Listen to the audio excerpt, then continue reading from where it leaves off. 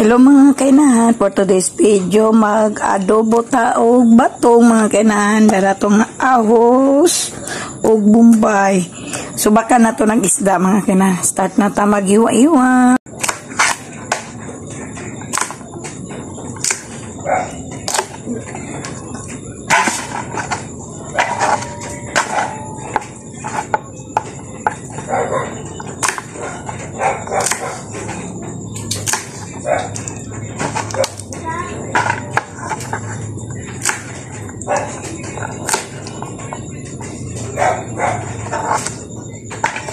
Nahiwa na ato ang bumbay na pula og ahos, din na ato ang batong, tapos tara ato ang subak isda, ato apang dito mga kainahan. Din nag-add na ko daan og mantika, ulang na ako na videohan kabalo naman mo isa ra ka bukamot. Ato aran di maglisod na ta og gunit, kabuang na ta din maglunod na ta sa ato ang bumbay na pula.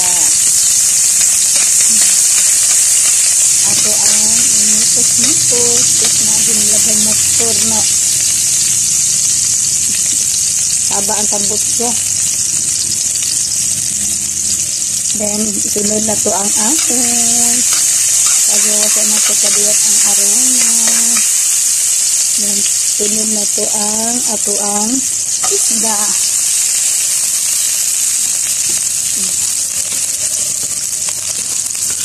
Ito lang din na adi na kuan sa mo ang silingan doon na ay ito siya sa mga neri o sa mo diri barangay o mga kuan nila sa nobina para sa Mama Mary.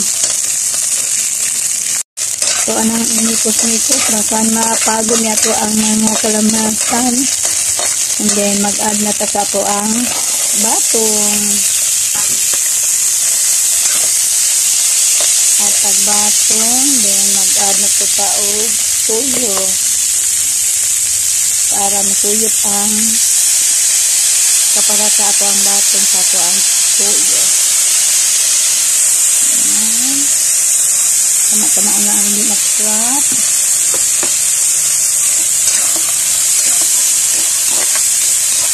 Atong haluon. Then nag-add ko og water, wala na ako na videohan, then takpan. Nag-add na ko og oyster sauce, then ato ang ginamix.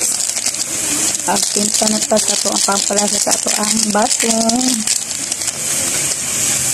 May naman lang to gitulok na lang to nagko, then ato ang tama-tamaon, then MSG. Matamaon lang na to kumakulangan, then mag-adjust na lang, mag-add tag kulang, then ato ang halo-haloon. Kamayran na kung gusto namin atong tubig, kaya sakto lang.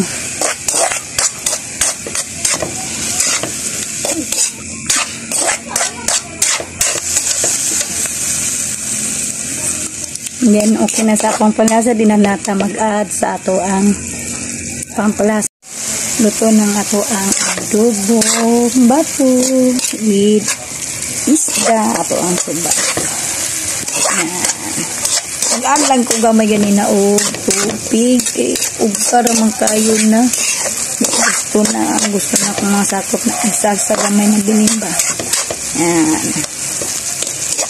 Thank you for watching mga kainahan.